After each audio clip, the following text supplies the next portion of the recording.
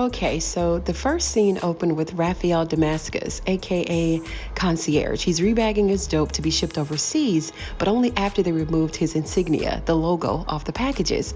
Now, y'all, when I saw how bad they've actually watered down the Concierge, I was completely turned off. Initially, we thought, I thought that Concierge was this larger than life crime boss, the royal link between other criminal families, a mastermind behind the white collar crime in the city. But little did we know, Concierge is more like a trap king, just a glorified dope boy. And I don't know, I really don't know how to feel at this point, because all this time they've painted Raphael to be untouchable. Then they've got all the workers, the female workers, walking around in their Victoria's Secrets with face masks on and these little tiny tables. He doesn't have on his suit. He doesn't have this demeanor like he had before. It looks like he's gone from sugar to and I don't like this concierge. I don't like him because he looks broke.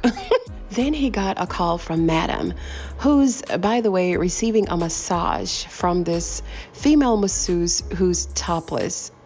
Can someone please explain to me why? And wouldn't you agree it would have made more sense for the female workers to be topless than this female masseuse? And Madam really didn't want anything when she called. She just called him to gloat. Then in our next scene, we have the three sisters, Tony, Carla, and Madam.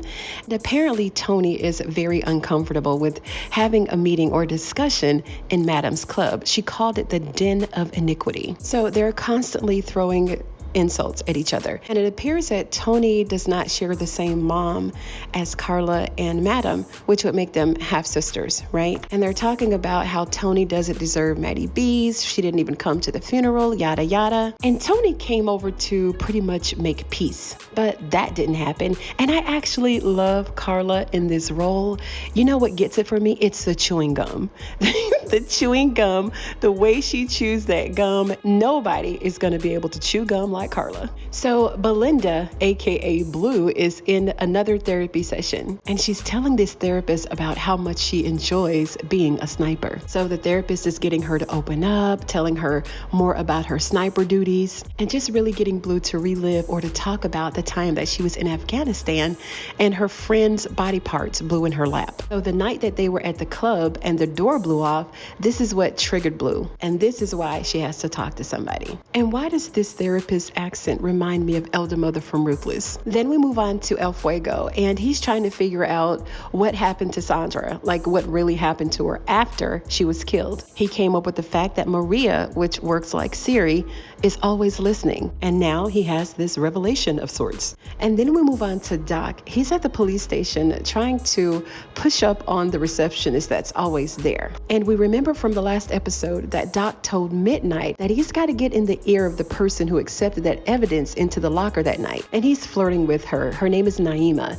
And he's landed on pretty thick. He invited her to the club, and she's so giddy and unsuspecting, it's just ridiculous. He found out that she's the only one on duty because her boss is on vacation. And that's pretty much all he needed to know. And he's got this girl hook, line, and sinker. She is already there, if you know what I mean. She didn't need any more convincing. She's already panting. She's already fantasizing. So yeah, she gonna go. Okay, so now we move on to the crime scene of Dr. Fong in his office. And guess who's on the scene? Of course, Detective Davis. This really reminds me of Sanford and Son. Did y'all used to watch that show? Remember when anything that went on, they'd always have these two police officers. There was one white guy and one black guy, and they would always be there. Like, don't y'all have any other detectives in the city? Detective Davis is always on every single scene. Like, she just got to investigate everything. And they made sure not to give this extra who's wearing the CSI jacket any speaking roles. Detective Davis asked if there were any witnesses, and she didn't say anything. She just shook her head. Yeah, you won't get any speaking roles today, dear. Shaking your head is all you're gonna do. I mean, they could have let her say it something. But because they don't have any witnesses, they're gonna pull the security cameras from inside and outside of the clinic. Madam's attorney stopped by to let her know that a trial date has been set, and they're working overtime down at that police station to get Madam convicted on one thing or another. He told her that he's going to try to push the date back as much as he can, but he really can't guarantee her anything. And as soon as he left, guess what Madam did? She reached for those pills. I told you, the walls are closing in and the pressure is getting thick. Madam can't handle it. She needs those pills to keep her calm, to keep her from overthinking. So here comes Tommy. Tommy came in with this little bag full of pills and weed. And because Dr. Fong is no longer amongst the living, they can't get him to write a prescription to save his life. Literally, nor have they found any other doctors. So what does Tommy do? He does the next best thing. He went to a doctor and pretended to have all the symptoms that Madam has, just so that he can get the pills. Now, listen, that's a friend. That's a friend indeed. Madam's name has been exposed in the database, so she can't get any more medicine because she's been labeled as a potential abuser. So of all the medications that Tommy bought to her, she did take one, and she said to put the pre-rolls on her nightstand, okay? And for the record, we still don't know what's wrong with Madam.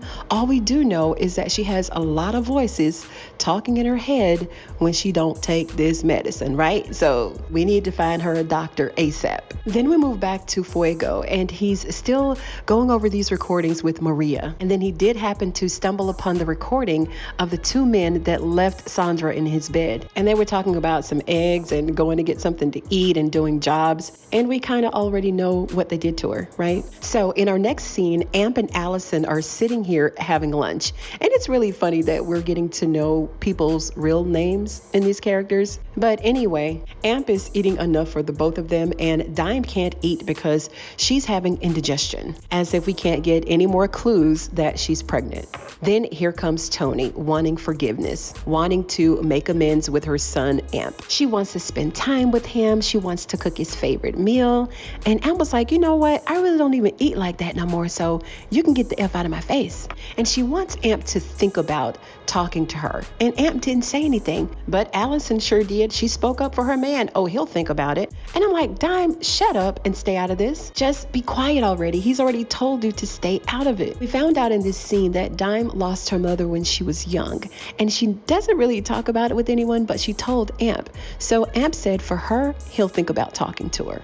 Then in our next scene, we see Babyface entering the club, but he was closely followed by Quincy. And Quincy is, just drooling all over him like he normally does. He's admiring Babyface's car and told Babyface that he was legendary in the city. Then he asked Babyface if he wanted to hang out sometime. Babyface was like, nigga, you don't get out my face with that gay shit. And he told him, I don't even get down like that, baby boy. And then he walked off. So then we move to the locker room and we see Big D talking to El Fuego. And El Fuego was apologizing for missing his time at the gym with Big D. And Big D was like, oh, it's cool. Did you finish what you were doing? And El Fuego let him know that he was looking for these two guys, right? And Big D offered to help. Big D said just let him know the time and the place, and he's there. Okay, Big D. Now we cut to the amateur locker room with Trouble and Rayshawn. And there's really not much to take away from this scene other than that Trouble is high. She's as high as a kite. She's been popping mollies, and she's coming on to her friend Rayshawn, and he don't know what to do. That's pretty much it, and that's all. Now let's move out to the club where we find Doc, and he ran into his little mousy clerk lady from the police station. And she's a little apprehensive to party, but she did say that she wanted to take a drink, one that Doc offered to her, and he spiked her drink. Why? Doc, there is no need to spike her drink. She's already there for you, ready for you. What are you spiking a drink for? Then we move back to the locker rooms where Midnight is sharing his dominatrix fantasy thing that he has with this girl. So then enters the club whore. She wants to know if any of the guys need her services. And why, yes, of course, Midnight does. And she got right to it. She didn't waste no time. Then Babyface came in. And, I'm a little over these prosthetics that they're wearing. Like, why do they have to have these on all the time, right? Because in season 1, I don't, was it them or was it a prosthetic? I really can't tell at this point, but I do know that this season, they're all wearing them and they're all the same size, the same shape, and they look a little abnormal to me. Then when they all started clowning Babyface about his new man crush, the gases started coming in from the vents. And when I saw this, it had Concierge's name written all over it. Then we move back out into the club where we see the little mousy clerk. She's getting a lap dance, but she's not really feeling it, right? And we can also see that the white wine spritzer that she had, it's taking its toll. She's very much disoriented. She's erratic and delusional. She even started talking to the other girls that are guests there in the club, telling them, we should go. My heart is beating fast, as if she came to the club with them. Then here comes trouble, harassing the guests again, taking her water, just acting high. There's really no other way to put it. She was so high that she didn't even realize that Madam was coming. And now she's on suspension until Madam tells her that she can come back to the club. So now we're moving on with the show as usual. Dime is up on the stage. She's introducing the dancers, but none of the dancers came out. So Blue went to the dressing room to see what was going on, and she saw everybody laid out, stretched out on the floor, on the desks. And how are you holding yourself up like this, sir? Who is this? Whoever it is, they're going to have a hell of a backache when they get up.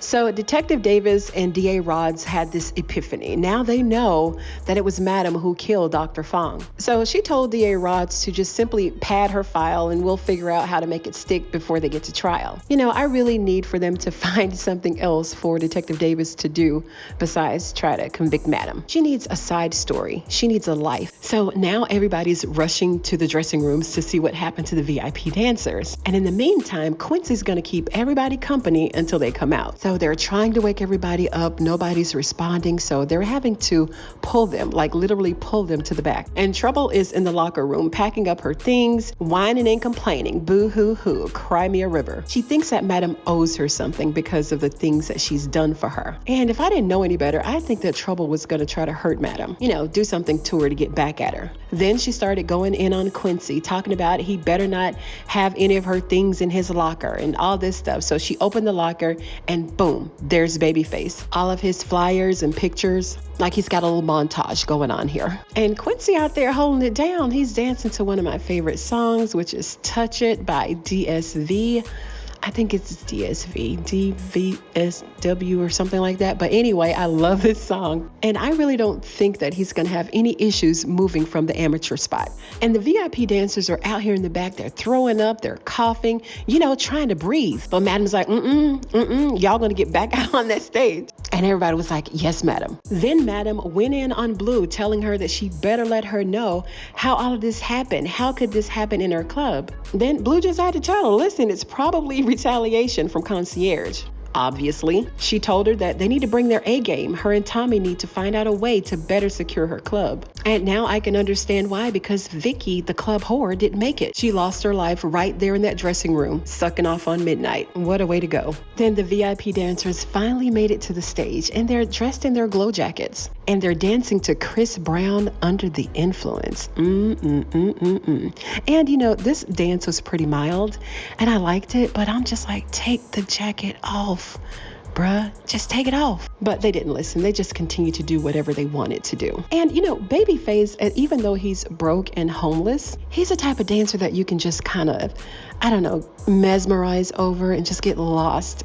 Because he has his whole vibe when he dances, right? I don't know. Maybe it was just something about that glow-in-the-dark jacket that did it for me. Then Madam is telling Blue how to get rid of the body. She told Blue to take her home and make sure that the accident looked like it took place at her house as opposed to in her club. Then here comes the little police clerk lady, and she's hallucinating. She tripping. Then Madam calmly walked over to her and said, listen, I'm going to need you to calm your ass down, like immediately. But the only thing that calmed her down is a punch in the face. Madam told them to clean her up and get her to the hospital. And at this point, I'm just so pissed off with Doc. Like, all of that he did was so unnecessary. Then Madam had a meeting with all the dancers, and she let them know how much she appreciated them, and she thanked them for their hard work, even though they almost died. And during this little powwow, we found out that Quincy made more money than Babyface on the floor tonight. And of course, Babyface had an excuse. He said it's because Quincy was out on the floor longer, and they were outside trying to breathe. Then Midnight called his little dominatrix friend and told her that the door better be open when he gets there. Then we move back to Maddie B's, where Tony is telling Carla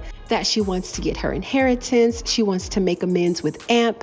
She wants them all to be a family. She wants to be peaceful. And Carla is calling it all bullshit. She wants to know why Tony really came back to town. She wants Carla to talk to Madam so that they can all be one big happy family. But Carla can't stand Tony. So what part of that doesn't she understand? I thought that they settle this all at the club in their little meeting. Then Carla got up and told her, listen, you've burned too many bridges, so you're on your own with this one. Then Toni made a phone call, and she told whoever was on the other end that she was having a bit of resistance from her sisters, but things were going as planned, and that pretty soon that person was going to have everything that they wanted. So who is she talking to? Could it be Detective Davis? I mean, who else could it be? Or maybe it was Concierge. And speaking of Concierge, in our final scene, Madam went to pay him a little visit while he was at the barbershop. He's no longer dressed like the dope boy standing on the corner. He has on a suit, and he's talking about blue chip stocks. Now, that's the Concierge that I know. Madam slowly turned his chair around and put a blade to his neck. She told him that was a very nice tip, but don't make any fast moves because I just might cut you. End scene. And this scene also kind of reminded me of The Color Purple.